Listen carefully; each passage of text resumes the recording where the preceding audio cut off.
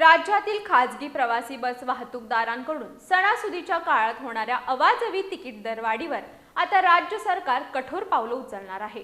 परिवहन मंत्री प्रताप सरनाईक यांनी यासाठी कायदा करण्याचे संकेत दिले आहेत। हिंदू जनजागृती समिती प्रणित सुराज्य अभियानाच्या शिष्टमंडळासोबत मंत्रालयात झालेल्या बैठकीत त्यांनी हे आश्वासन दिलं। उन्हाळी सुट्टी, गणेशोत्सव आणि दिवाळीसारख्या सणांच्या काळात खासगी बस वाहतूकदारांकडून प्रवाशांकडून अव्वाच्या सव्वा तिकीट दर आकारले जात असल्याच्या तक्रारी सातत्याने समोर येत आहेत। राज्य परिवहन मंडळाच्या दरापेक्षा केवळ 50% अधिक भाडे आकारण्याचा शासन निर्णय असतानाही त्याची प्रभावी अंमलबजावणी होत नसल्याने सामान्य प्रवाशांची आर्थिक लूट सुरू असल्याचा मुद्दा सुराज्य अभियानानं परिवहन मंत्री प्रताप सरनाईक यांच्या निदर्शनाला आणून दिला।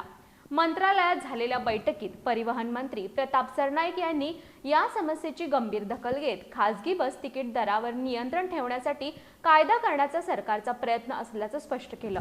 येत्या विधिमंडळ अधिवेशनात हा कायदा मांडण्याचा प्रयत्न राहील असं त्यांनी सांगितलं।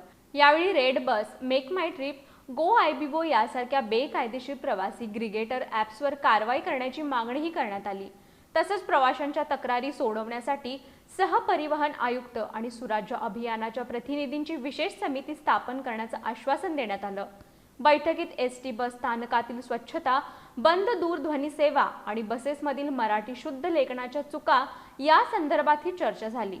प्रवाशांना अधिक चांगल्या सुविधा देण्यासाठी प्रयत्न सुरू असल्याची माहिती परिवहन मंत्र्यांनी दिली।